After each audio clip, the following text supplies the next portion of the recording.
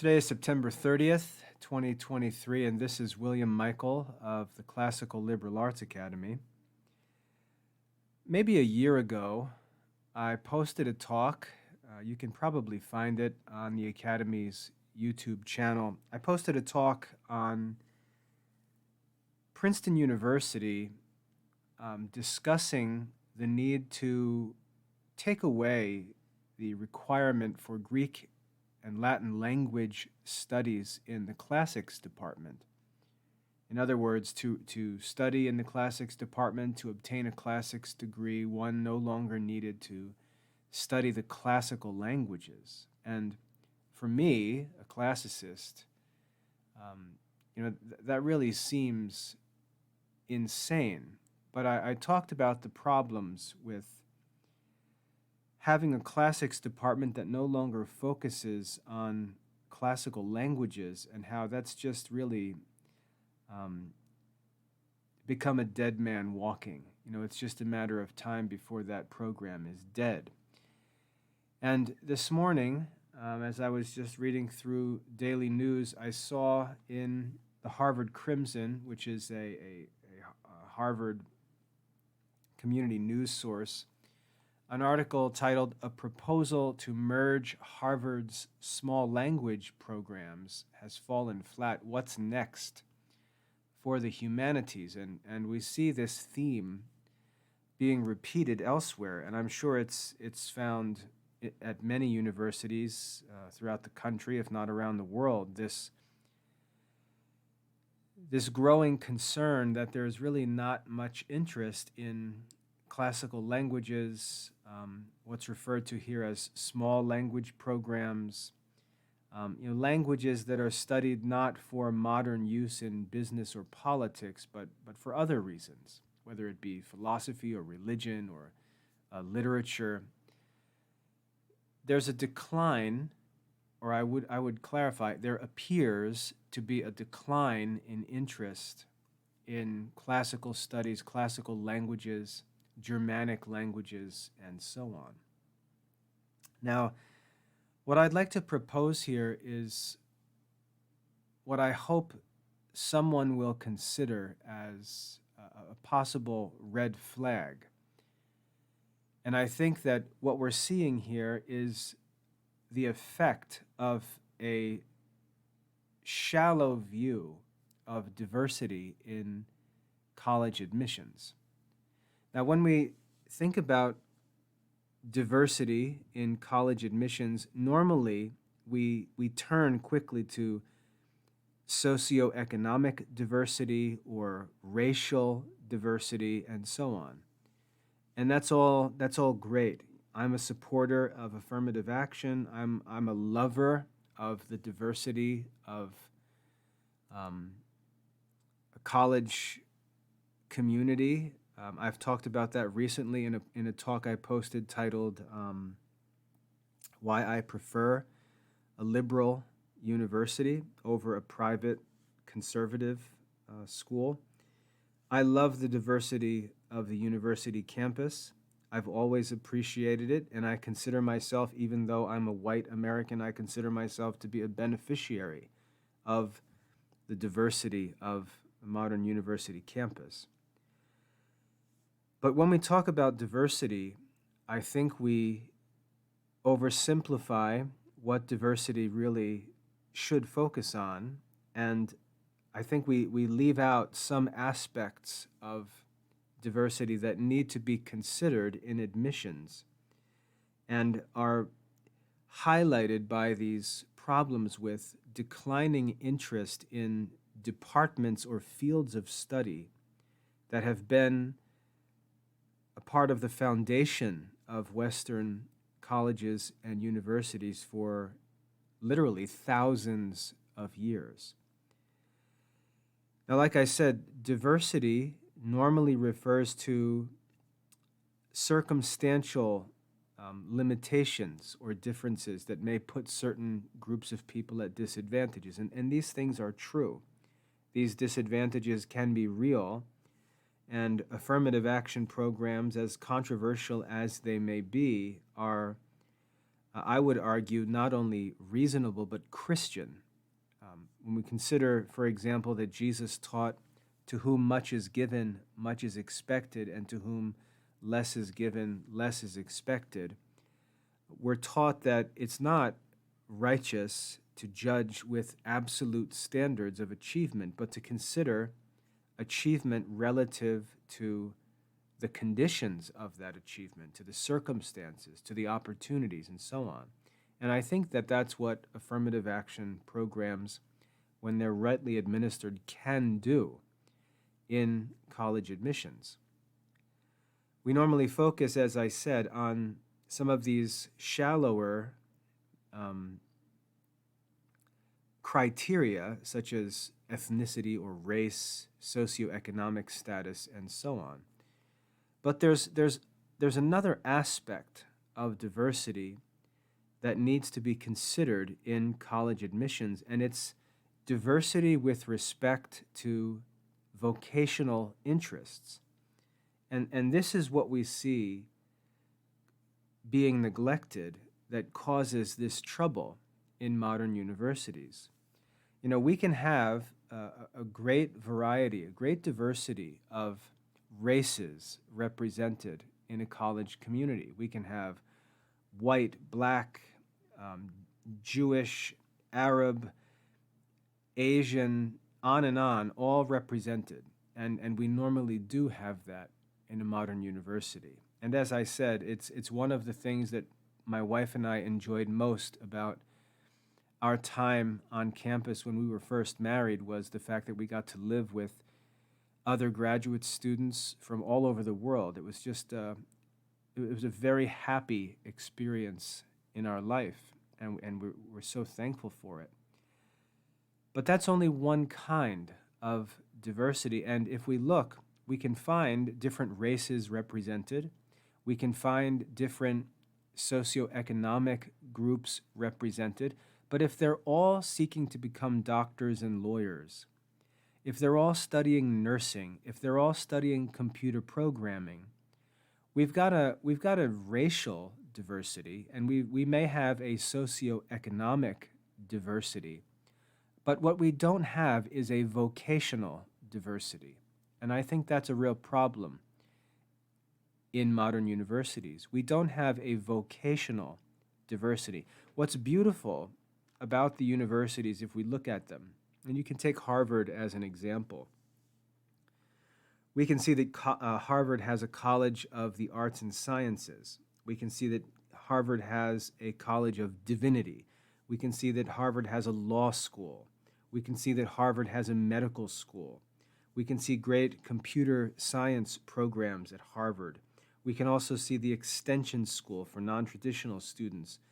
We can see all these different aspects, all of these different vocational interests in the community. We can look across university campuses and see classics departments, theater and music and dance departments. We can see African studies. We can see economics, computer programming, law, history, English, just on and on and on. All of these different interests, all of these different vocational interests.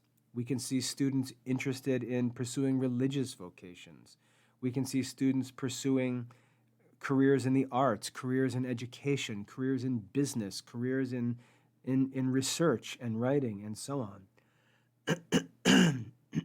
And I think that this diversity in vocation is being overlooked. So we're taking proactive measures to seek out a diverse student body through the admissions process. We're seeking racial diversity. We're seeking socioeconomic diversity. We're seeing geographical diversity. But are we seeking vocational diversity? Because when we read stories about classics departments, for example, which were formerly at the core of the university curriculum, when we see them losing interest and closing up and disappearing from campuses. We have to ask, are we doing enough to seek a diversity of vocational interests among students on campus? Because that's an aspect of diversity that's being neglected, and it has a very significant effect on the community of a university with respect to the goals of diversity. I mean, I'll use myself as an example, because in most of my classes as both an undergraduate and as a graduate student, I've been an oddball. At Rutgers University, I was a student primarily interested in religion. I was interested in ancient studies, ancient biblical studies. And because of my interest in ancient biblical studies, I was interested in classical studies. I majored as an undergrad in classics and ancient history, and I focused on ancient Near Eastern history, that is the history of the Old Testament, and Hellenistic history, the history of the intertestamental period, the time of Alexander the Great and his successors when Hellenistic culture spread through the world. My interest in those studies was driven by my religious vocational interests. That's why I was interested in classical studies. In every history class I was in, I represented a different perspective. Most students were there either just to complete a general education requirement and take a history course. Maybe some were interested in political science. Maybe some were interested in philosophy or had plans to pursue law or some other field of study that was really concerned with history. But I was there representing a different source of interest, a different vocational interest. And I think that makes discussion and diversity on campus really significant. Not just to have a diversity of race, not just to have a diversity of socioeconomic backgrounds, but also to have students on campus studying the same courses with different intentions, with different ends, with different motivation, seeking to understand different aspects of these studies. For example, my wife was also a classicist, studied at Rutgers, and she was very interested in studying the roles of women in ancient society. She took a class, I remember, that was titled something like Women in Antiquity, a study of women in the ancient Greco-Roman world. So a woman interested in women's studies can go into the classics department and say, I'm really focusing on women in the ancient world. And that becomes an interesting perspective in class discussions and just in community in that department. I, again, was interested in religion, in biblical studies, in early church history and early church teaching. I represented a different perspective. It's that diversity that I think the universities are neglecting when they consider diversity in admissions.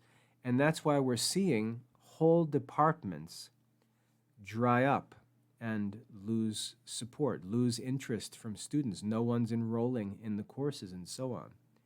It's because the colleges are not making an effort to select students with a diversity of vocational interests. That's one part of this diversity puzzle that I think has been neglected by what is really degenerating into a political effort to create some shallow appearance of diversity for the sake of not offending anyone politically. I'm sorry if I didn't word that very well, but I think what I'm expressing is clear. It's late here. So I ask you to bear with me. But I think that the universities, to revive some of these departments, need to consider what vocational interests would strengthen and support these lagging departments, like classic departments, like small language programs, like Germanic or Slavic languages. What vocational interests would want to give attention to these departments, to these fields?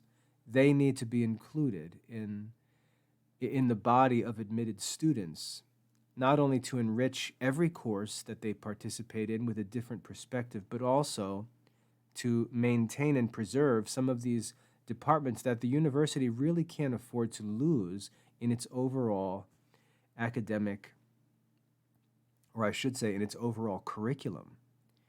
So when I see these stories, and again, I've seen this a number of times, this constant theme of the declining classics department or the declining drama department or the declining philosophy or literature department.